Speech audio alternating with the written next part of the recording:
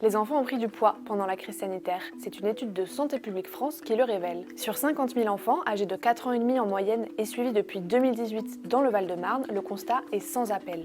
Le surpoids et l'obésité ont significativement augmenté en 2020-2021 en comparaison des 2 années scolaires précédentes. La proportion d'enfants obèses a quasiment doublé. Mais quels sont les facteurs de ces prises de poids ?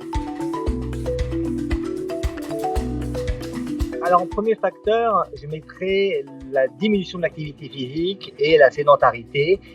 On a des données de l'Observatoire Activité Physique et Sédentarité qui montrent que 56% des enfants et adolescents ont diminué drastiquement leur activité physique et ont augmenté leur taux de sédentarité. C'est bien associé à une augmentation du temps d'écran, puisqu'on a évalué que les 2/3 des enfants ont augmenté leur temps d'écran avec une durée moyenne de 2h45, ce qui est beaucoup, quand on sait que d'après l'ANSES, plus de 2 heures par jour de temps d'écran associé à moins 60 minutes d'activité physique, c'est un risque sanitaire pour les enfants. Je donnerai 2 conseils pratiques. Le premier, c'est amener ses enfants à l'école. Beaucoup trop de Français, beaucoup trop d'entre nous amènent leurs enfants en voiture, même quand l'école n'est qu'à quelques centaines de mètres. Et puis deuxièmement, j'utiliserai pas le terme mettre un enfant au sport. Un enfant, ça se met pas au sport, ça s'accompagne avec ses goûts, avec son histoire, avec ses envies. Et là, on a toutes les chances qu'il remplace une bonne partie du temps d'écran par du temps actif. Le deuxième facteur, c'est à mon avis les troubles du sommeil.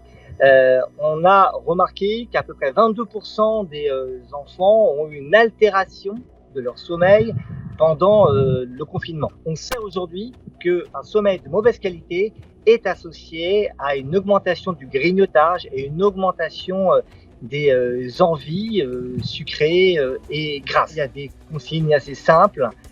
Se coucher à des horaires raisonnables. Le troisième facteur, oui, c'est une alimentation déstructurée. On a bien montré ça dans différentes enquêtes. Beaucoup d'enfants se sont ennuyés pendant le confinement. Bon, on les a tous vus autour de nous.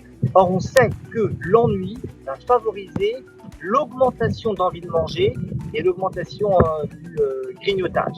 Donc, la conséquence pratique, c'est d'aider les enfants à trouver des occupations et, si possible, d'autres occupations que les écrans. Si un enfant a pris du poids pendant le confinement et ne l'a pas reperdu, d'abord un enfant c'est pas un chiffre, c'est pas une corpulence. Donc ça dépend des cas. Et la première règle, ne pas paniquer. La deuxième règle, ne pas stigmatiser. Si on est inquiet, on en parle avec un spécialiste, avec un soignant qui nous donnera la bonne conduite à tenir. Et surtout, c'est un message à retenir, on ne met pas soi-même un enfant au régime. Parce que régime chez un enfant, comme chez un adulte d'ailleurs, on connaît l'histoire, on perd du poids, on reprend du poids. Et surtout, après cette reprise de poids, il y a une conséquence automatique, c'est une perte de l'estime de soi.